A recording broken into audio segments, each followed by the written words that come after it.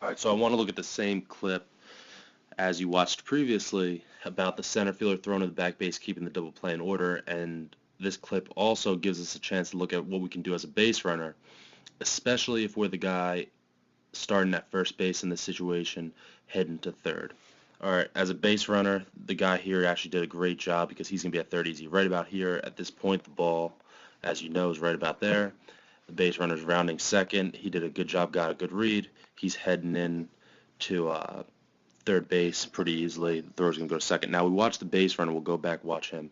He's coming in pretty easy. I'll speed it up again because, it's full motion here. And we can see him jogging in there. What I'd rather see in that situation from a base runner is for him to at least go in hard to that base and maybe even take a turn. And this is where the third base coach comes in handy because he's going to have to let him know exactly what happens with this throw. But a lot of outfielders struggle to make good relay throws, especially in easy situations. Seems like they have a throw to the plate, they let it loose, they're fine. But I've seen a lot of bad relay throws in major league games, minor league games, and especially college games, high school games. As you move down, there's just relay throws get worse and worse. First off, in a game, college, unfortunately, but definitely high school and below, you'll see this throw going to third base. So if you're the runner at first base, you're Ichiro with the batter in the situation, you just take second base if they throw this to third. As I said in the video before, the center fielder here does a great job going right to second base.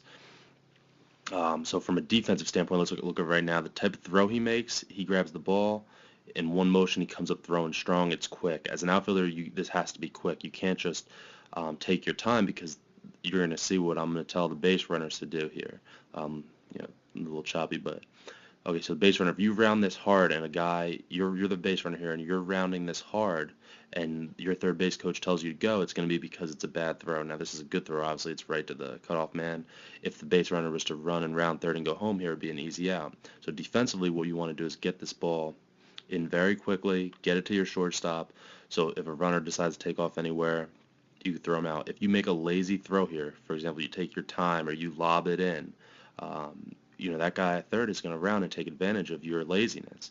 So it's key for an outfielder to throw every throw in with a purpose to free his base runners. All right. Unfortunately, or fortunately for the team that's base running, most outfielders aren't going to be as disciplined as this outfielder. And if you round hard here, and even if they throw to the correct base, right about here you could be running home. This is going to be a lazy throw, so it's going to take a little longer to get to him, and you can score on this. So always look to take that turn. The only thing is don't take too big of a turn because the last thing you want is him to get the ball here and you have a big turn. That's a really easy play for the shortstop or second baseman in this case to pick you off at third. So you got to be smart, but at the same time look to make a play happen. The outfield, you should be throwing second base in the situation every single time, but it has to be a good strong throw. It can't be a lazy throw. It's not your typical just lay it into the cutoff man, maybe in a situation where it's just a leadoff single or something, which even in that case I don't think you should lay it in there because once again a good base runner will take advantage of that at some point. But nevertheless, this is a critical situation where you have to make a good throw, a very strong throw, to freeze both runners, keep it first and third, keep the double play in order. And as a base runner, you're looking for anything to happen, whether it be a lazy throw or even here on a good throw like this. What if the shortstop misses this ball or it kicks off his foot or his glove and goes somewhere? You might have a chance to score. All right, so that's just a little quick tip for today.